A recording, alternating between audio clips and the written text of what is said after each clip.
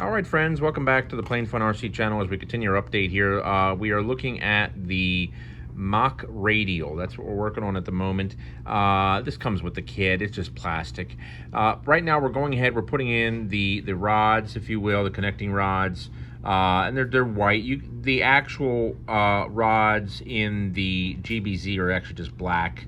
So you could spray paint them if you want, but I'm just gonna leave them white. I just want to get this done. Anyway, real simple. We are drilling 964 holes here in the cylinders, and then we're also drilling them here in the actual center portion of the mock radial. And then what we'll do is we'll take it, we'll flip it over, and you can see where the tubes are coming out here in the cylinder and on the bottom. And we're gonna use some epoxy. Now, quick tip, very important tip. Notice how little of the actual tube sticks out in the center of the radial. You don't want to have it sticking out too far, otherwise it'll rub against the actual outrunner itself. So do keep that in mind. All right, friends, more to come. All right, friends, we continue our update here. You can see we now have our connecting rods all in place. Real simple. We also took the time to cut out that section right there. What we're doing is we're going to baffle air directly to the ESC. There's enough space around the motor here to allow air to flow over the motor to keep that cool as well. But that upper area right there not only will allow air to flow to the ESC, but it'll also allow it to flow to the battery as well inside the fuselage. So that's done. All we have to do now is we're just going to take it. Let me show you when it comes to gluing this. Quick tip, we don't need to put any glue around here, okay? We don't need to worry about that at all. That's not something we're concerned about. What you can do to help hold the connecting rods in place, the simplest thing is actually just to go through and just to put some glue here in the pockets at the top of the cylinders for the motors. That works really well. Okay. All right. Very good. Let's go ahead and get those glued in place, and then we're going to work on getting this mounted inside the cowling. More to come. All right, friends, as we continue our update here, we have got our mock radial glued into our cowling. Let's talk about what you see in here. Let me zoom in a little bit. So what we did, if you see those wood pieces, that's just 1/8 inch balsa cut into 1/4 inch wide strips. And you can see when you look at how we position them, I just tucked them in so that way they were all around the plastic. What that does, that allows me to properly center the mock radial. And then once that's in place, what I did is, you can see it here, I used a ton of silicone glue. And silicone glue actually works really quite well, especially when it's dried, and you don't have to worry about the changes that occur with heat, because silicone works so well against hot surfaces. Anyway, I wasn't very neat about it. Don't care. I just want to pack it in as much as I can in the space, like you can see right there, between the mock radial and the fiberglass cowl. So anyway, we're going to let that dry for 24 hours. Now, when you're going to let this dry, what I recommend, let me show you what I did here. I've got 3 cans of spray paint, and all I'm doing is carefully resting the cowling right on the spray cans. Because you got to remember, there's a small portion, the center portion here in the mock radial, that does stick out a little further than the front edge of the cowling. So you want to make sure that that's not resting on anything. So you get a proper alignment. All right, we're going to let that sit. More to come. All right, friends, to continue our update here. So as mentioned previously, this is the battery tray. So if you're putting in a battery to power the receiver, that's where the battery would sit. But what we're doing here is, since we're using an ESC, and we'll have the ESC is going to have a BEC, a battery limiting circuit, soldered to it. We're going to go ahead and mount our ESC here on the front, and we need to add that little plywood a piece right here just to make it a little wider, because you can see the mounting holes were just a little bit wider than the actual battery tray itself. So what we'll do is we'll wind up just taking it and just using some servo screws, and you can see the holes there that Castle Creations provides for you, and we will mount the ESC to that little plate. All right, more to come. All right, friends, as we continue our update here, we've got our aileron servo installed. Once again, we're using our titanium Pro Link. We're having to use the 3-inch Hanger 9 titanium Pro Link, which works really well. I went with the 440 ball link with the 440 screw. meaning that the rod itself is 440. So this the ball link itself is what it attaches to, and then the 440 screw. Dubro does sell ball links that are made for a 440 rod, but have a 256 screw. In this case, the hole that comes with this type of servo, let me show you right here. You can see the stock hole. Whoops. Hang on 1 second, sorry. You can see that the stock hole for the control arm is already 440, as you can see right there. It's a 440 hole pre-drilled. Anyway, I had some Dubro push rods as well. Decided to go with a 440 clevis. This has the clevis with the spring on there to help keep it closed so it doesn't open up, and it also has it comes with a nut as well, so you can tighten the clevis down so it doesn't move. And we've got a perfect geometry there with perfect movement as well. All right, we're gonna go ahead and do the left aileron, and more to come. One more thing, folks, I just want to show you. I picked these up from an air show, actually the Joe Nall air show. They were $5 a pop, $10 a pop, and these servos are amazing. They have upwards of 800 ounces of torque. To give you a perspective, let me grab the specs real quick. Sorry, I put it in the trash can. There they are. Anyway, these are the specs for that servo. Look at that torque, it's insane. Even at 7.4 volts, it's a little over 700 ounces.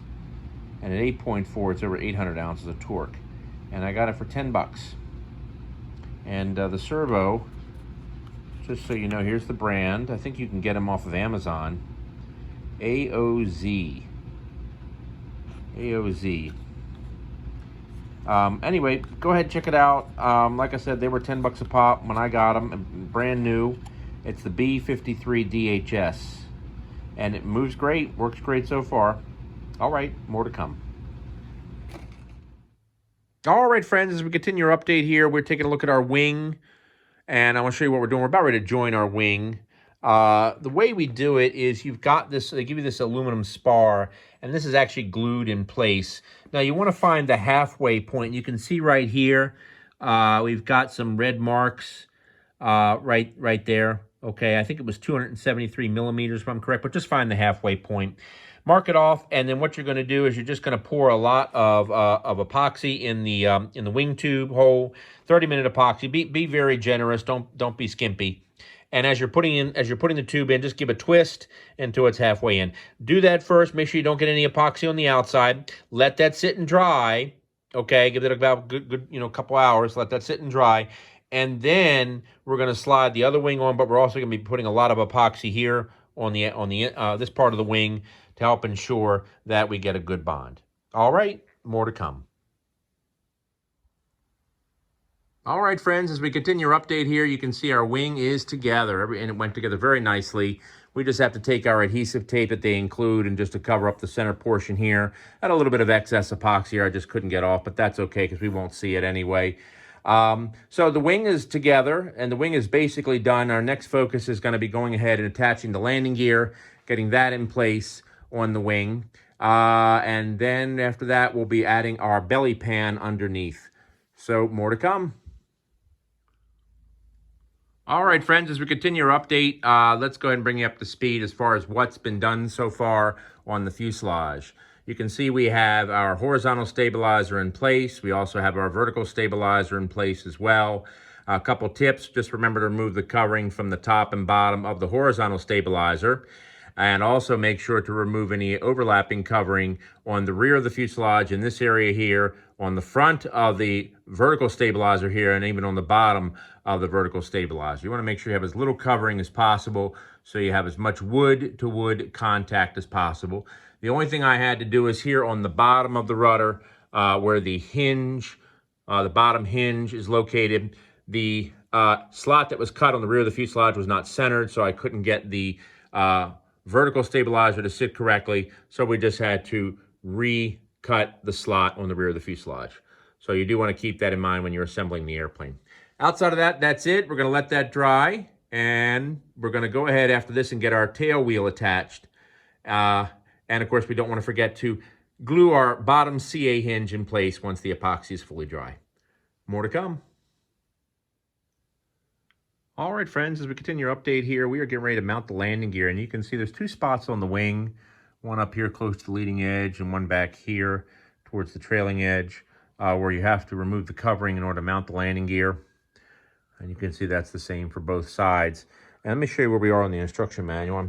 I apologize, I usually try to include that in the builds, but I completely forgot. So we're on this portion right here, installing the main landing gear. And you can see that we've already completed this, and now we're going to go ahead and get ready to do this portion of the build.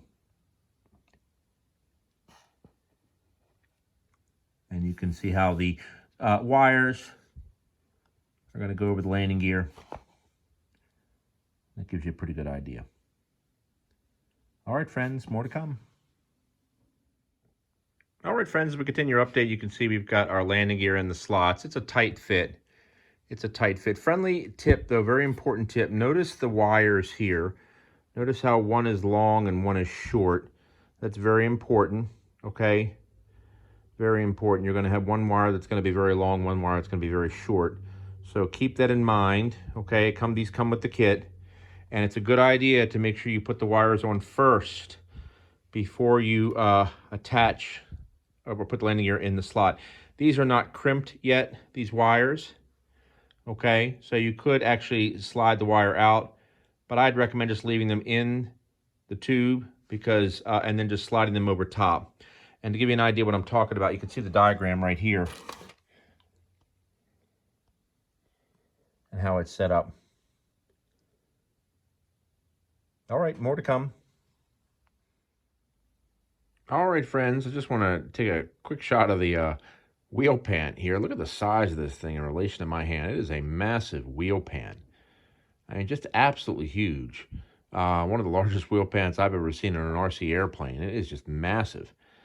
Anyway, let me go ahead and show you where we are at the moment. So we've got our landing gear straps in place, as you can see right there. They're in place. We're getting ready to attach our wood blocks. The wood blocks are what are used to hold the wheel pant in place. Let me show you here on the instruction manual what I'm talking about. You can see the wood blocks here and here, and this will get epoxied in place, and then this one just gets screwed in place. So that'll be put there. Anyway, that's where we're at, and more to come. All right, friends, let's talk about the wheel pants here. There are a couple things to keep in mind. Let me go ahead and lift this up just a little bit. So first of all, you've got your rear block back there. That's real important. It says to epoxy it, but you can use some thick CA to hold it in place, and that does fine. You also have a front block. You can see it right there. Now, the way you need to determine where to place the front block is first glue the rear block in place, place the wheel pant over top of the rear block, and then the front block as well, okay? And then what you're looking for, when you look down the wheel pant, you want it so that way the fork landing gear is sitting right about in the middle of the opening of the wheel pant. That's real important, okay? Once you have that in place, then what I would recommend is you can see right down in there, let me zoom in, you can see the front block down there. You want to put your screws in and just kind of screw it down a little bit, make a mark, and you're going to need to remove the block and drill in place. And I'll show you what I mean in just a second. So anyway, the other thing to keep in mind is you're going to need to do a little notch right there so it clears the strap. Not too much, not too deep, but enough to where it clears the strap, and so that this portion of the landing gear sits nice and flush with the wing. All right, so we're going to go ahead. We're going to mount our front block in place. And don't forget to, you're going to have to get your wires up first. As you can see, pull your wires up first, mount the landing gear, and then pass the wires through the slots you see right here on the side, okay? All right, more to come. All right, friends, as you can see, quick update. We've got one wheel pan in place. I just need to put a screw here to hold it in place. Quick important tip, though, the wheels they send are too wide. They are wider than the fork. What I had to do is I had to take my belt sander, and you can see it. Had to take the wheels to the belt sander to thin them out, and now they fit. Whoops, now they fit. Just right, okay? But do keep that in mind, that you will have to sand the wheels to make them thinner so it fits the fork. All right, more to come. All right, friends, as we continue our update here, let me explain what we're looking at here. We have our wheel pant blocks in place. We've got our rear block in place, which is mounted simply using epoxy. The front block, however, is screwed. We've got it screwed here and screwed here. Now, let me talk to you about mounting the actual block itself. A very important, friendly tip, very important tip. Before let's take a look first at the angle of the strut. Notice how the strut is canted forward. That's important because when you go to put the block on, what I recommend is the following. Go ahead, epoxy your rear block in place, then go ahead and put your strut on, but don't strap it down. Just go ahead and get it so it's fairly snug. Put your wheel pan in place so you can then determine the proper positioning of the front block.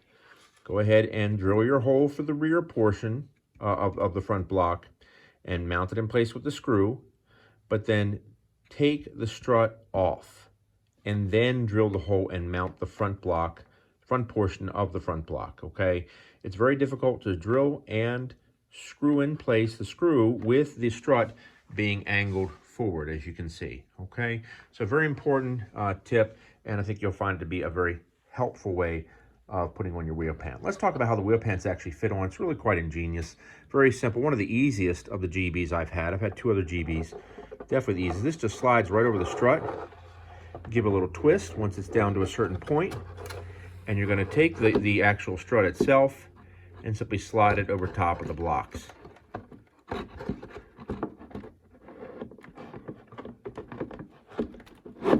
There you go. That's all there is to it. Then what we'll do is we'll use some number 2 servo screws, one here, one back on the rear on this side, and on the opposite side, we're going to put one here, and then one on the rear of that side. Now, let's talk about the wheel for one moment. Now, as I mentioned previously, the wheels I sanded down using a belt sander, but of course, notice how uneven they are. You can see I just did a terrible job with it, really bad. As you can see, really messed it up. Anyway, that's not so much the issue. The issue is that not only is the wheel too wide for the fork itself, but the hub is too wide for the wheel. And I'll explain what I mean. So it comes with this axle. You can see it there in my hand, and there's a spacer, 2 spacers per axle. The spacers, first of all, are too wide. There's no way I can use them. I can't even fit a proper wheel collars on opposite sides, one here and one here, to help center the wheel on the actual axle itself. But fortune reigned my way because Dubro just came out with some super extra light large wheels, everything from all the way from 4-inch to 6-inch, and I'll put a link in the description. Anyway, so I ordered a set. The Dubro wheels are only 30 millimeters wide, whereas these that come with the kit are roughly almost 50 millimeters wide. Now, they're great wheels. They're made very well, very sturdy, very lightweight, but they just made them too wide. So anyway, so we'll rectify that situation. All right, once we go ahead and mount the wheel pan in place, then we're going to go ahead and start working on our wires, getting our landing gear wires in place, and then we'll have more to come. All right, friends, before we attach our wheel pan, very important friendly tip, make sure to crimp your wires here, okay? Crimp your wires. Now, you'll notice one wire is longer than the other, as you can see there. Let me see if I can zoom in a little better. There we go.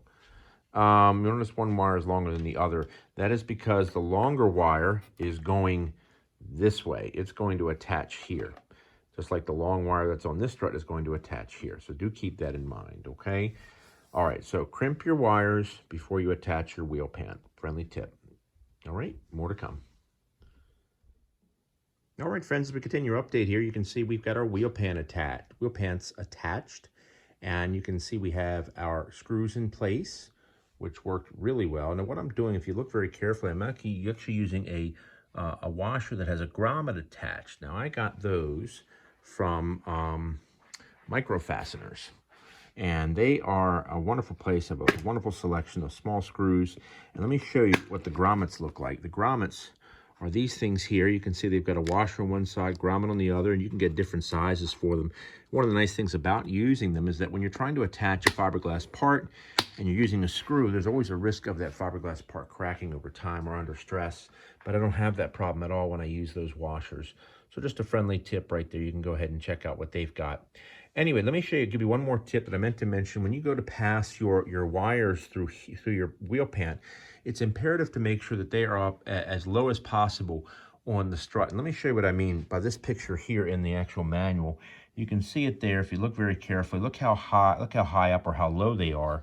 That's very important. And the reason for that is because that ensures that when they come out the holes here on the side of the wheel pant, that they come out nice and centered. Notice how they're not rubbing against the side.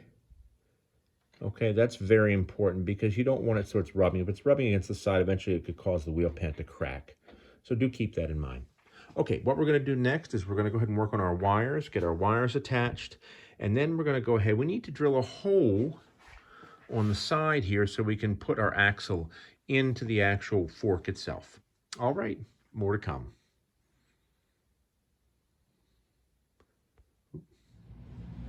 All right, friends, as we continue our update, we are getting ready to install the turnbuckles on the wing itself to hold the landing gear in place. You can see it here. You can see how the setup is, where you have the short wire going on this side, longer wire going on this side. And you can see what the overall eventual configuration will be. Let me show you what we have here. What's included in the kit is they do give you these turnbuckles. You can see them there. Let me zoom in a little bit. There's your turnbuckles there, along with your clevis. I put a little, there's a nut they also include, and also I have a little bit of a silicone fuel tubing, which once we've determined the exact placement and tension for the wire, then we'll slide the silicone up onto the clevis to help keep it in place. All right, so let's go ahead and get this going. More to come. All right, friends, quick building tip for you. The turnbuckles that are supposed to go in the wing, the hole is not big enough to hold the clevis. The one on my hand right here, that is the original hole. You need to take, you'll need to take the turnbuckles, but before putting them on the wing, and open up the hole to 5/64 of an inch. Okay, 5/64. Just drill it out, and then it will be able to hold the actual clevis itself. So, just a quick tip. All right, more to come. All right, friends, we've got our flying wires in place. Let me give you a quick zoom here. You can see it just came out just perfect. Did a really nice job on all of them, as you can see here. Real nice. Very easy. Definitely one of the simpler flying wire jobs I've done. So it came out really well. So tension-wise, a suggestion, if I may. If you've ever flown a kite before, you know the tension of a kite string. I'd say that's about what it should be, about the tension of a kite string. In other words, not so stiff to where you can't move it with your finger, but not so loose that it just sort of hangs there. You know, you want to, you don't want the wires pulling the gear one way or the other. That's the important thing to keep in mind when you're doing any kind of flying wires that are supporting landing gear. Now, fortunately, with these gear, you know, I will say they are very well designed, well made in terms of how they insert into the wing. So there's a great deal of support there, but because of the length of the gear, I suspect any side force, maybe the airplane kind of slides to the side on landing or on takeoff or whatever, you know, you would definitely need the support. So I would recommend don't ignore the flying wires, okay? One of the nice things about it is that you don't have to take these off. These are on, which makes assembly and disassembly of the wing much easier. Whereas if you have an airplane, let me show you the GBR3 we have back here. Let me see if I can get a shot of that real quick. Let's see. Yeah, you can see the flying wires there as they go from the fuselage to the wing. That would require disassembly, as you can see.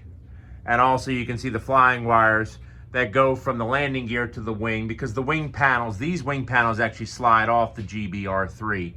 So that would always be a bit of a pain in the butt to disassemble. That's why that will always remain assembled. Anyway, the Seagull models, great aircraft, easy to assemble in terms of the landing gear. The only thing we're waiting on now is we're just going to go ahead and wait on those wheels to arrive from Dubro, and then we will get those installed. So for right now, we're going to drill a hole in the side of the wheel pan here so we can insert our axle. And then once the wheel is finally in place, we'll just take a little bit of black adhesive or maybe one of the leftovers from one of the decals and just cover the hole and you won't even see it.